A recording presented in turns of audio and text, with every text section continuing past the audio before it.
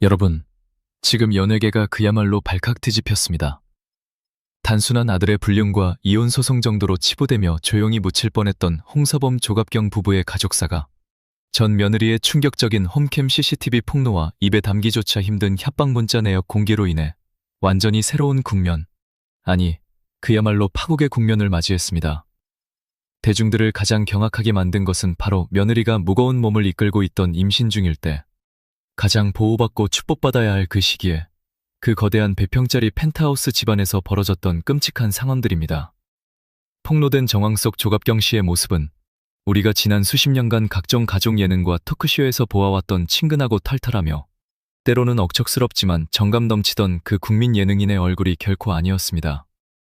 무거운 만삭의 몸을 이끌고 스물헐떡이며 힘겹게 집안일을 하고 있는 며느리를 그저 소파에 앉아 싸늘한 시선으로 쳐다보거나 오히려 아주 사소한 일로 예민한 목소리를 높이며 핀잔을 주고 끊임없이 굳은 일을 시키는 등 그야말로 드라마에서나 볼 법한 충격적인 시집살이의 추악한 민낯이 고스란히 드러난 것이죠. 뱃속에 자신의 핏줄인 손녀를 품고 있는 누구보다 절대적인 안정이 필요한 며느리에게 도대체 어떻게 저토록 냉정하고 잔인할 수 있을까요? 더욱 소름이 돋는 것은 며느리가 시어머니의 이런 얼음장 같은 냉대와 무언의 압박 속에서 하루하루 피눈물을 흘리며 버티고 있을 바로 그 지옥 같은 시기에 믿었던 남편인 홍석주는 밖에서 다른 여성과 뻔뻔하게 외도를 즐기고 있었다는 사실입니다. 게다가 이번에 추가로 수면 위로 드러난 남편의 행태는 인간의 바닥을 보여줍니다.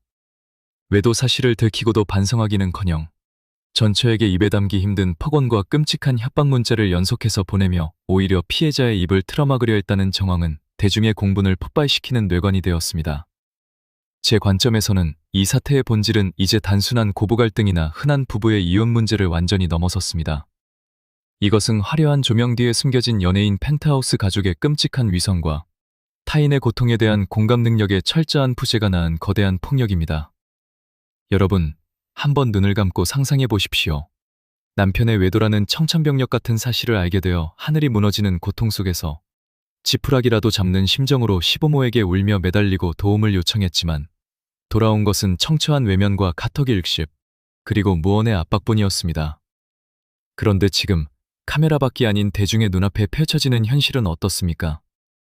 한 가정을 철저하게 파탄낸 장본인인 아들은 여전히 뻔뻔하게 동네를 활보하며 상간녀와 만남을 이어간다는 목격담이 들려오고 전 며느리를 벼랑 끝으로 몰아넣었던 시어머니 조갑경은 버젓이 라디오스타라는 지상파 국민 예능 프로그램에 출연해 호탕하게 웃고 떠들며 자신의 과거를 아름답게 포장하고 있습니다. 제작진은 프로그램 특성상 출연자 한 명만 통편집하기 어렵다는 아주 궁색하고 기계적인 변명으로 방송을 강행했지만 이것은 한 여성의 인생을 망가뜨린 가해자 가족에게 다시 마이크를 쥐어주는 꼴이며 텔레비전 화면을 보며 피눈물을 삼키고 있을 피해자의 가슴에 두 번, 세 번 대못을 박는 아주 잔인한 2차 가해나 다름없습니다. 라디오스타 방송 강행 소식에 쏟아지는 대중들의 엄청난 비난과 하차 요구, 나아가 프로그램 폐지 여론까지 들끓는 것은 결코 우연이 아닙니다. 여기서 우리가 주목해야 할, 그리고 가장 분노해야 할 기막힌 모순이 하나 더 있습니다. 이 가족, 불과 얼마 전까지만 해도 가족 예능에 총출동하여 90평, 100평에 달하는 최고급 펜트하우스의 화려한 삶을 자랑했습니다.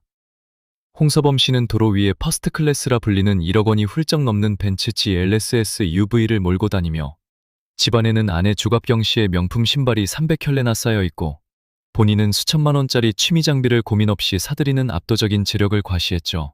그렇게 돈이 넘쳐나서 다 큰 두 딸까지 캥거루족으로 품고 사는 이 엄청난 재력의 집안이 정작 며느리에게는 임신 중 혹독한 시집살이를 시키고 갓 태어난 손녀의 양육비 80만 원과 위자료 3천만 원조차 아까워서 제때 주지 않아 며느리가 시아버지에게 구걸하듯 매달리게 만들었다는 사실을 우리는 도대체 어떻게 이해하고 받아들여야 할까요? 방송에서는 그토록 화목하고 유쾌하며 남부러울 것 없는 완벽한 가족인 척 연기하며 시청자들의 호감을 사고 엄청난 부와 인기를 누려왔으면서 정작 보이지 않는 카메라 사각지대이자 그들이 자랑하던 그 으리으리한 펜트하우스 안에서는 한 힘없는 여성의 인생을 철저하게 짓밟고 철저히 무시하고 있었던 겁니다. 조금 더 깊이 들어가 볼까요? 전문가의 시선으로 볼 때 이 끔찍한 비극은 하루아침에 일어난 돌연변이 같은 사건이 아닙니다. 홍서범 씨가 과거 방송에서 아내를 향해 윽박지르고 자신의 쾌락과 취미 활동에만 몰두하며 가장으로서의 책임을 등한시했던 모습들. 그리고 조갑경 씨가 시어머니를 모시며 숨막히는 고통 속에 공중화장실을 도피처로 삼아야 했던 그 억눌린 시간들. 이 비정상적이고 억압적인 가족의 역사가 결국 아들에게 고스란히 대물림되어 타인의 상처에 전혀 공감하지 못하는 괴물을 만들어낸 것은 아닐까요? 자신들이 겪었던 고통의 굴레를 끊어내기는커녕 며느리에게 더 잔혹하게 대갚아준 이 가족의 행태는 대중에게 엄청난 배신감을 안겨주고 있습니다. 이것이 의미하는 바는 너무나도 명확합니다. 대중들은 이제 더 이상 그들의 가식적인 웃음과 철저히 대본에 맞춰진 억지스러운 가족 예능쇼에 두 번 다시 속지 않을 것입니다.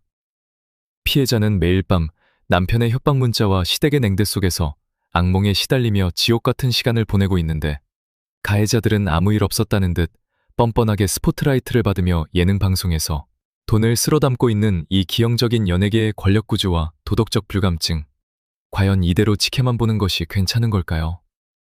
전 며느리가 자신의 모든 것을 걸고 명예훼손이라는 법적 여풍의 위험성마저 감수하며 폭로한 이 끔찍한 진실의 조각들 앞에서 과연 홍서범 조갑경 부부는 언제까지 침묵과 핑계, 그리고 뻔뻔한 마이웨이로 일관할 수 있을지 묻고 싶습니다. 화려한 조명과 명품으로 치장된 펜트하우스 뒤에 뱀처럼 떠리를 태고 숨겨져 있던 연예인 가족의 추악한 민낯. 여러분은 이 소름돋는 사태를 어떻게 바라보고 계신가요? 모든 것을 다 가졌음에도 한 인간에 대한 최소한의 예의조차 저버린 이 가족의 결말이 결국 어떻게 흘러갈 것인지, 그리고 피눈물을 흘리며 홀로 거대한 벽과 싸우고 있는 전 며느리의 분노에 조금이라도 공감하신다면 지금 바로 댓글창을 통해 여러분의 예리하고 날카로운 생각과 따끔한 일침을 남겨주시기 바랍니다.